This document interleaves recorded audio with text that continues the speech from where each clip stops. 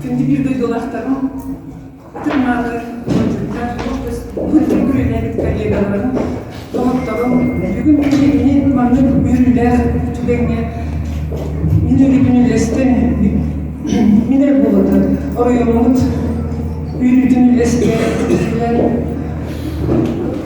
оғар бұтығар мен олыз мақтанадым, онына дейістен әрдебін өсті гүл дердемін.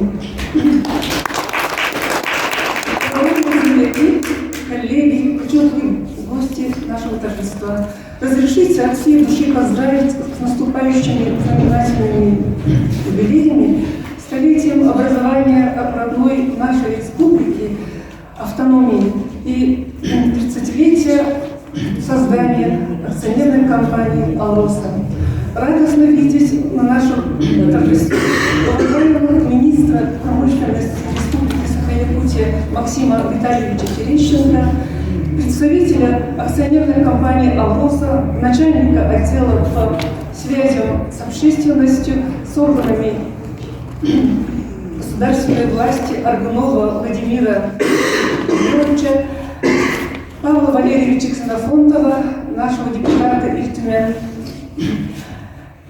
Барамыкина Николая Аркадьевича, референта аппарата первого президента Михаила Ефимовича Николаева, Розу Семеновну Олесову, директора Центра занятости города Якутска, что, я думаю, еще раз свидетельствует, что труд наших ребят, девчат, ефимовских алмазников достоин самого высокого внимания со стороны государственных органов исполнительной власти. Мы приветствуем наших первых глав Ефимовского района в тяжелые 90-е годы Анатолия Игнатьевича Чамчоева, Платона Терентьевича Тумусова. Нашей огромной радости так получилось, что наша книга, посвященная ефимовским алмазникам, выпустилась в знаменательные заслуги к столетию автономии республики и образования акционерной компании «Алроса». Для каждого россиянина Якутия это прежде всего ассоциируется только с алмазами, а новейшая история Якутии неразрывно связана с акционерной компанией «Алроса». От этого нам никуда не деться. Но все-таки мы в нашей книге хотели рассказать о тружениках, в первую очередь о мудрых руководителях советской загадки, о тех советских людях, о наших простых тружениках, которые создавали и создают благополучие не только нашей республики, но и всей нашей большой страны. Кто ежедневно наматывает километры серпантинных карьеров, кто каждый день спускается в глубокие шахты, кто из нежных рук выпускает якутские кристаллы, наши алмазы. Мы постарались, как могли, в пределах наших возможностей, чтобы в этой книге о них знали, их ценили и помнили. Откровенно говоря, если речь идет о 30-летии привлечения наших ефимовских рабочих алмазодобывающей промышленности, о первых вахтовиках, мы, честно говоря, не думали, что этот проект будет долгосрочный, на долгую перспективу. Мы, прежде всего, старались все усилия направить на то, чтобы создать рабочие места для сельского населения, который в одночасье стал безработным. Это была не их вина, это была действительно катастрофа и трагедия для всей большой страны. Не только я думаю, и не только я, все, что в этой книге немало написано, то, что сельские районы, особенно Величской алмазной провинции, начали тесно взаимодействовать с акционерной компанией «Алроса». Это благодаря усилиям той дальновидной политики нашего первого президента Михаила Ефимовича Николаева, нашего председателя правительства непростые 90-е годы Вячеслава Анатольевича Штурова, наших первых руководителей всех муниципальных образований Алмазной провинции и, главное, Анатолия Игнатьевича Чамчоева, Платона Терентьевича Кумысова, к такому продвижению нашего проекта для того, чтобы решить поставленные задачи. Особо я хотела в этом списке выделить Дьяконова Харлампия Назаровича, председателя комитета по занятости 90-х годов. Он первым поднял действительно этот вопрос на правительственном уровне и действительно нам, верхнебрючанам, оказал неоценимую помощь, чтобы наш проект заработал. Я считаю, что то, что этот наш проект состоялся и работает по сей день, это самое ценное и главное, чем мы дорожим, и опыт, который изложен в нашей книге.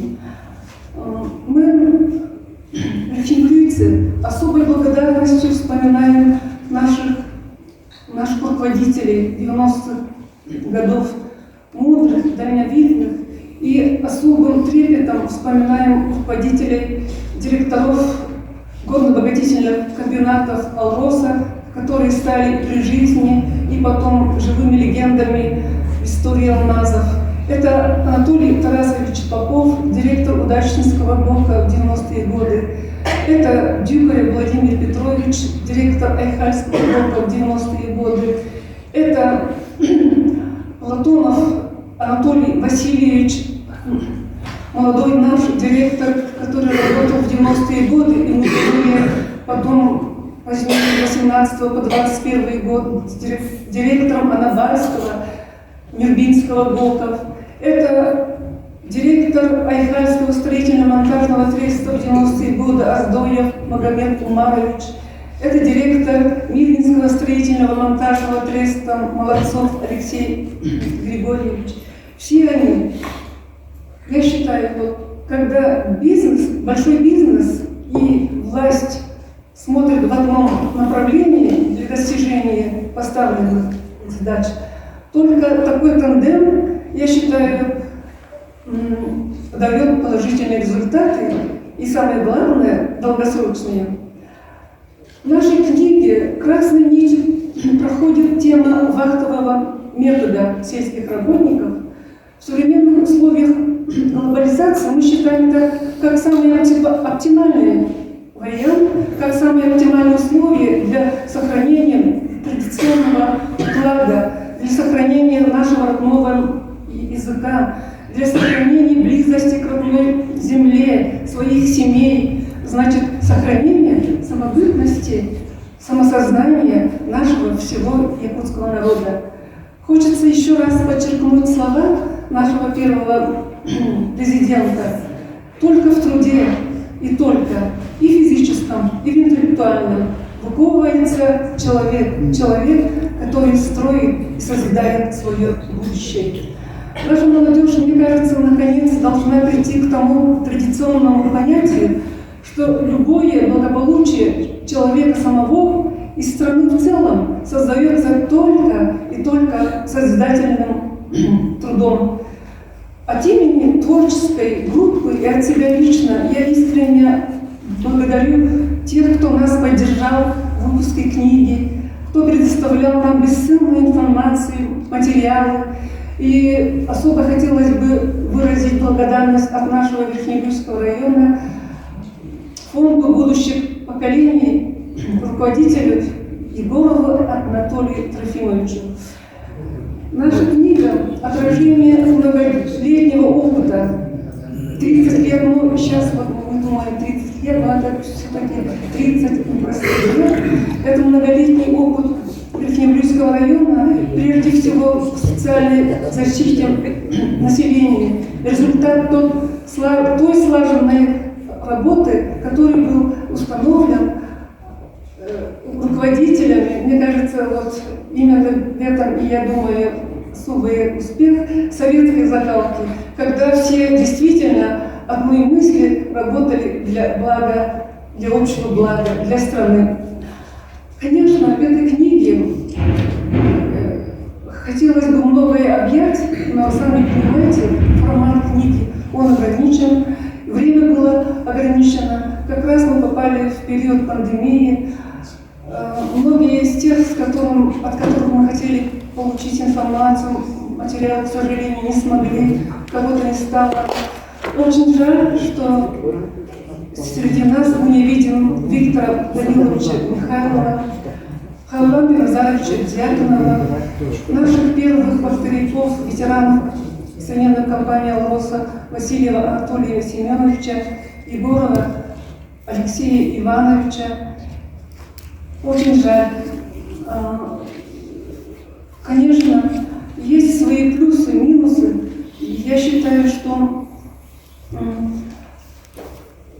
часть тех людей, которых мы выходили, некоторые в состоянии здоровья, некоторые по определенным обстоятельствам, причинам не смогли передать нам информацию. Но я думаю, это у нас книга «Первый опыт».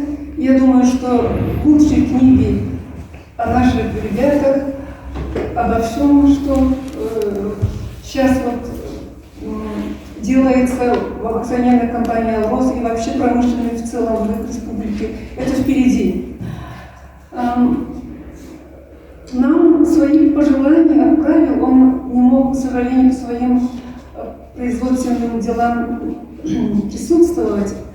Сейчас бывший директор Нюрбинского ГОКа с 18 по 21 год, Лохонов Анатолий Васильевич, он передал свое выступление, свою статью, которая, к сожалению, не вошло в книгу, через своего представителя Нюрбинского ГОКа, Маладыру Сарбуламу, она выступит. И он вчера звонил, попросил передать огромные поздравления, приветствия нашему торжественному собранию.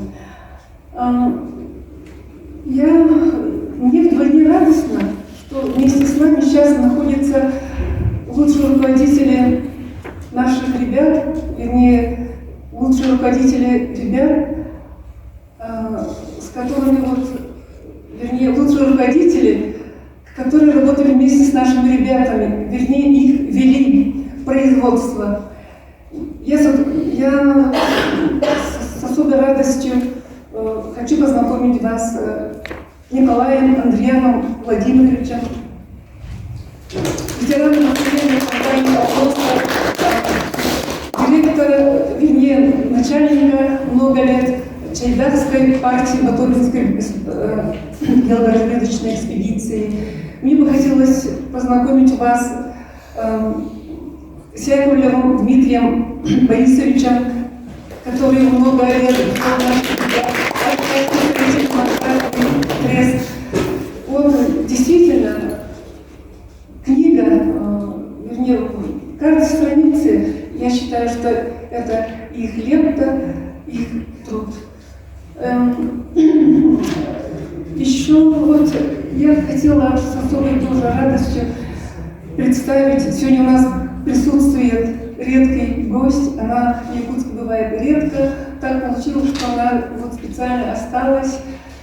Герасимова Людмила Николаевна, ветеран акционерной компании «Алроса», акционерной компании «Алроса», сортировщица алмазов, ветеран Центра окончательной доводки фабрики номер 14 Удачнического ГОКа, Дмитриев Сава Владимирович, горный мастер. Еще ребята должны были подъехать, но они сказали чуть попозже. Никифор Семенов, наш ветеран акционерной компании «Алроса», водитель Удачнического ГОКа. И хотелось бы особой гордостью озвучить имя Гольдерова Анатолия Федоровича, геолога, ветерана Батуринской экспедиции, первооткрывателя, который открыл трубку Нюрбинская, Монотонской площадке, на которой сейчас развернута громадная работа. Я думаю, что львиная доля алмазов, добываемых в компании, сейчас добывается именно на Натынской площадке, и мы с особым удовольствием, с особой гордостью называем имя его первооткрывателя, нашего замечательного земляка Анатолия Федоровича Гольдерова. Многие наши первые вахтовики, кто-нибудь, возможно, спросит, кем они стали. Многие наши вахтовики, вот те первые, того первого набора 42 ребят, многие стали успешными. Кто-то уже ветеран, давно семейной компании «Алроса», кто-то после работы в компании ведет свой бизнес. Мы имеем своих почетных ветеранов «Алроса». Это Булятов Миша, Иванов Георгий, Антонов Глеб, Семенов Лука, Васильев Джоустан, Григорьев Иван, Анатолий Васильев, Виктор Киргинцев, Константин Юношев, Сергей Сафронов, Петр Николаев и многие-многие другие. Есть у нас один очень интересный вахтовик, который тоже ветеран «Алроса», Иннокентьев Михаил Михайлович, который сейчас служит в Иркутской епархии. Он священник Верхнеуральской церкви. Вот такая духовность и промышленность, они, как говорится, состыковались. И я все-таки в конце своего выступления хотела высказать то мнение, что если хоть один человек, хоть самый главный молодой человек, который прочтет нашу книгу, и вдруг у него появится мысль изменить свою жизнь в лучшую сторону, это будет для нас огромной радостью, что действительно эта книга наша принесет пользу нашему народу. И, пользуясь случаем, еще раз хотела выразить благодарность нашего Верхнеуральского района, работникам Национальной библиотеки имени Пушкина за предоставленную возможность, чтобы мы провели это мероприятие. И от себя лично я хочу выразить благодарность администрации Верхнеуральского района, девочкам из районной библиотеки, всем тем, кто принимает участие на нашем торжестве. Всем огромное спасибо еще раз. И самое главное, всем нам здоровья, мирного